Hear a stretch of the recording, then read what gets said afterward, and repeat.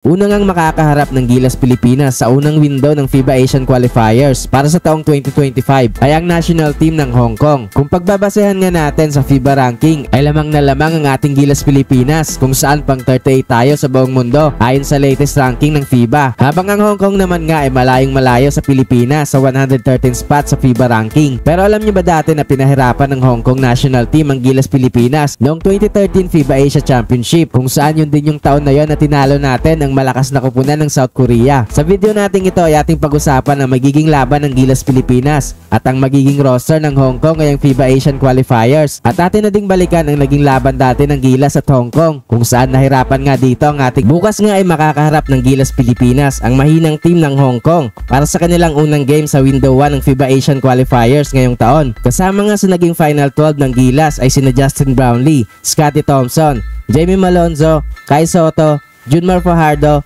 Kevin Kembao, CJ Perez, Dwight Ramos, Carl Tamayo, Chris Newsome, Calvin Optana at AJ Edo na papalitan muna ni Japet Aguilar dahil sa injury. Nasa Hong Kong na nga ngayon ang Gilas kung saan agad ito nag-practice para paghandaan ng national team ng Hong Kong na pinapangunahan ng former Bay Area player na si Duncan Reed kung saan siya nga ang pinakamatangkad sa kanyang kupunan na 6'8". Undersize nga ang Hong Kong national team na ito kumpara sa Gilas kung saan ang pinakamatangkad nga sa ating national team ay si Kai Soto na 7'3" at ang pinakamababa naman ay si Scottie na 6'1". Ang Hong Kong national team nga ay merong average height na 6'2" sa kanilang roster kumpara sa Gilas na may average height na 6'6". Kaya asahan na natin ang isang dominant win para sa ating national team. Pero alam niyo ba dati na malakas ang national team ng Hong Kong? Noong 2013 FIBA Asian Championship, noong nakaharap ng Gilas ang Hong Kong, ay nahirapan nga dito ang ating national team kung saan halos magkadikit lang nga ang score sa buong laro. Naging low scoring game ang matchup na ito. Struggle din ang Gilas sa labas, shooting 21%